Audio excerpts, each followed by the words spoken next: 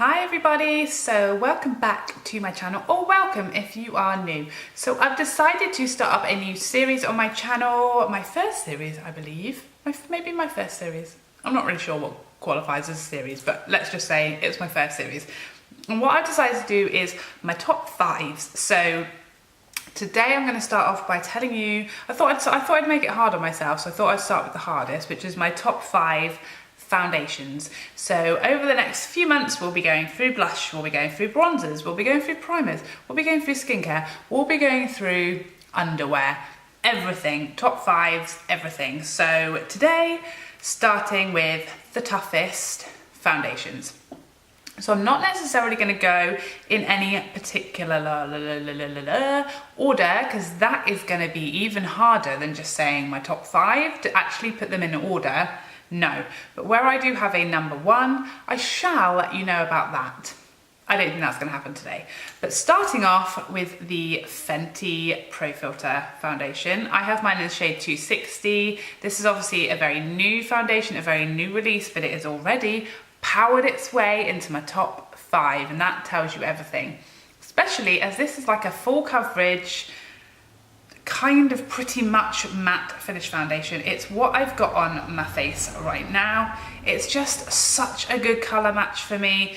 I'm like I prefer a luminous, dewy, more natural foundation, but I feel like because the finish of this one is so nice, I forgive it the fact that it isn't dewy and luminous, and I love mixing it with some of my more luminous, dewy foundations because it gives you that perfect finish, that long wear, that impenetrable to any kind of weather finish, and it just looks gorgeous. It covers everything. My face looks airbrushed afterwards, so smooth.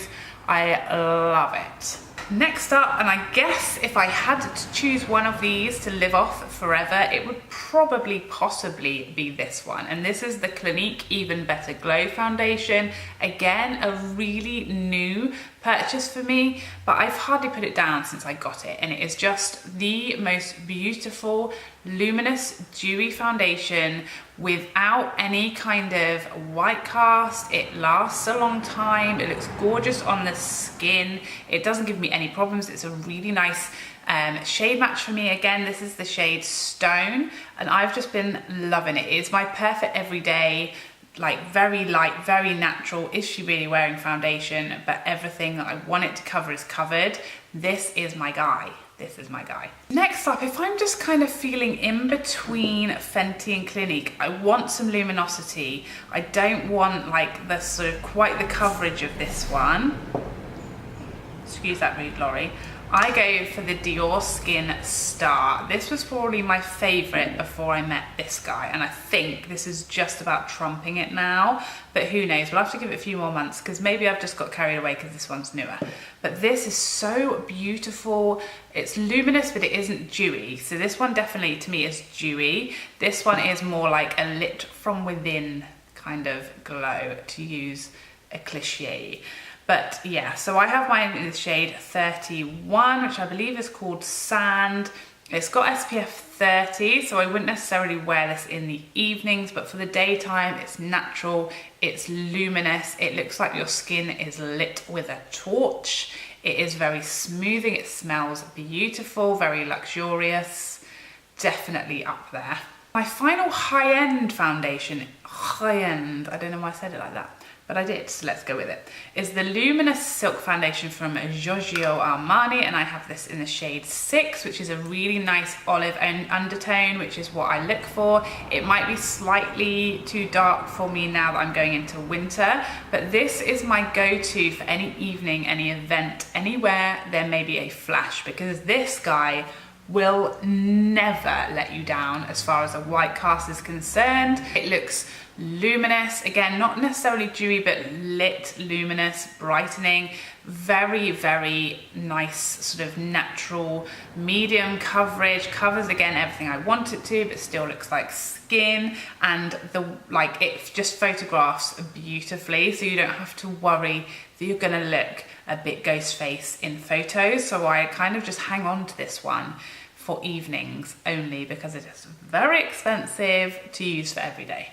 From the drugstore foundations, this was a no-brainer for me, but only a very recent purchase. But as soon as I tried this out, I was like, that is going straight in my top 5s. And this is the brand new L'Oreal Age Perfect Anti-Aging Radiant Foundation. Now, first things first, don't think that because you're 15 or 20 or 25 that this is not for you, because there's no reason why you can't use this. It's certainly not going to cause you any issues. The only reason it says it's anti-aging or it's age perfect is because it is very smoothing on the skin and very luminous. So it's kind of those things that, as you age, you lose some luminosity and you get some texture and you get some fine lines. So don't think that you can't use this because, you're not trying to appear younger or anything like that. It is for absolutely anybody can use this, and I think it would be gorgeous on the skin. It's so natural, very luminous, incredibly smoothing. I totally agree that it is anti-aging because it's so smoothing and so luminous. It is absolutely beautiful. It lasts incredibly well. The price point is ridiculous. This literally, the second I took this on my face, I was like, this is my all-time favorite drugstore foundation. I've used it a few times since and I just love it. I reach for it all the time despite having so many foundations, so many high-end foundations. This really pushes those foundations to do better because this is amazing. So I have the shade 230, which is a little light for me now, but going into winter, it'll be fine. Yeah, so if you're looking for an affordable foundation, please give this one a go because it is everything. So those are my top 5s. Like I said, I'm really torn between all these 5. I kind of use them all on different occasions for different makeup days. But I guess if I had to choose a top, it would probably be this guy right now. Just for right now. It's a nice price point. It's like 27 quid, so it's a tenner cheaper than some of these other ones in here. But it is just beautiful, natural, glowy, everything I love. So yeah, those are my top 5 foundations. I'd love to know what yours are down below, especially if you have the same as me. I'd love to know about that because we would be foundation twins, which is pretty exciting. I hope you liked this video. If you did, please don't forget to like and subscribe before you go so I can see you again. Otherwise, take care for now. Bye bye bye bye bye.